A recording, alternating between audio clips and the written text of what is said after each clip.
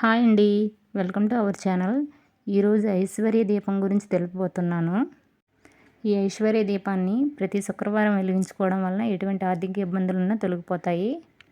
ఈ ఐశ్వర్య దీపం వెలిగించడానికి ఒక పెద్ద ప్రమిద, 2 చిన్న ప్రమిదలు కావాలి. ఈ ఐశ్వర్య దీపాన్ని 11 శుక్రవారాలు కానీ 21, 41 ఇలా సంకల్పం చేసుకొని ప్రతి శుక్రవారం పెట్టుకుంటే ఎటువంటి ఆర్థిక ఇబ్బందులున్నా తొలగిపోతాయి. ఈ ఐశ్వర్య దీపం వెలిగించేటప్పుడు మొదటి శుక్రవారం మాత్రమే కొత్త ప్రమిదలు ఉండాలి. మిగతా శుక్రవారాల్లో ఈ ప్రమిదల్లోనే పెట్టుకోవచ్చు. ఈ ఐశ్వర్య దీపం పూజ గదిలో అయినా పెట్టుకోవచ్చు, లేదంటే ఇంట్లో ఈశాన్య మూల పెట్టుకోవచ్చు. ఈశాన్య మూల అంటే మరీ మూలకు కాకుండా కొంచెం పక్కకు పెట్టుకోవాలండి. ఈ ఐశ్వర్య దీపం శుక్రవారం ఉదయమైనా పెట్టుకోవచ్చు, లేదంటే సాయంత్రమైనా పెట్టుకోవచ్చండి. ఈ ఐశ్వర్య దీపానికి ప్రత్యేకమైన నియమాలుంటూ ఏమీ లేవండి. మనం రోజువారీ దీపంతో పాటు ఈ దీపం కూడా పెట్టుకోవడమే. కార్తీక మాసంలో చేసే ఏ పూజకైనా విశేషమైన ఫలితం ఉంటుంది కనుక ఇత్తడి ప్లేట్ తీసుకొని దానికి పసుపు రాసుకొని గంధము, కుంకుమ బొట్టులతో అలంకరించుకోవాలండి. అలంకరించుకొని లక్ష్మీదేవి ముందు పెట్టాలి.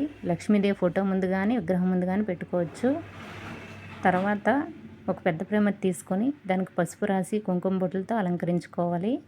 అలాగే 2 చిన్న ప్రమిదలు తీసుకొని వాటికి కూడా పసుపు రాసి కుంకుమ బొట్టులతో అలంకరించుకోవాలి. ఒక ప్రమిదకి మాత్రమే లోపల పసుపు రాయాలండి, రెండో ప్రమిదకి అవసరం లేదు.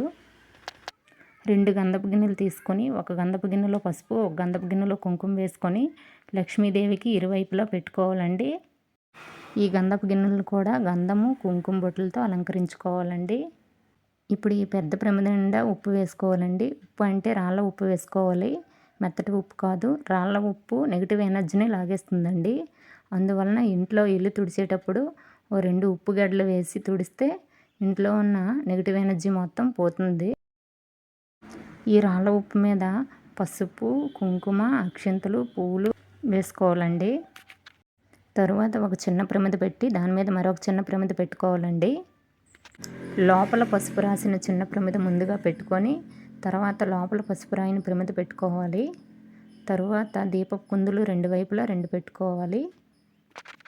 3 ప్రమిదల్లోని నువ్వుల నూనె వేసుకోవాలండి. నువ్వుల నూనె వేసుకున్న తర్వాత ఒత్తులు వేసి దీపారాధన చేసుకోవాలి. దీపారాధన అగరబత్తులతో చేసుకోవడం మంచిది. ఈ అగరబత్తుల ధూపాన్ని అమ్మవారికి చూపించుకోవాలి. ఈ ఐశ్వర్య దీపంలో ఉపయోగించే రాళ్ళ ఉప్పును పారే నీటిలో కలిపేయాలండి. పారే నీరు అందుబాటులో లేని వాళ్ళు కొంచెం నీటిలో ఈ ఉప్పు కలిపి ఒక చెట్టు ముందు వేసేయడం మంచిది.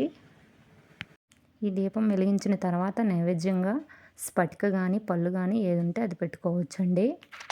ఈ ఐశ్వర్య దీపం వెలిగించేటప్పుడు లక్ష్మీ వెంకటేశ్వర స్తోత్రం కానీ లేదంటే కనకదార స్తోత్రం కానీ చదువుకుంటే మంచిదండి. చివరగా అమ్మవారికి సాంబ్రాణి ధూపం వేసి మంగళహారతి ఇచ్చుకోవాలండి. ఈ ఐశ్వర్య దీపం వెలిగించే రోజు ఆవుకి పండ్లు తినిపించడం మంచిదండి. ఈ ఐశ్వర్య దీపం వెలిగించే రోజు ఉపవాసం ఉండాలనే నియమాలు ఏమీ ఉండవండి. మీకు ఉపవాసం ఉండాలి అనిపిస్తే ఉండొచ్చు, లేదంటే లేదు.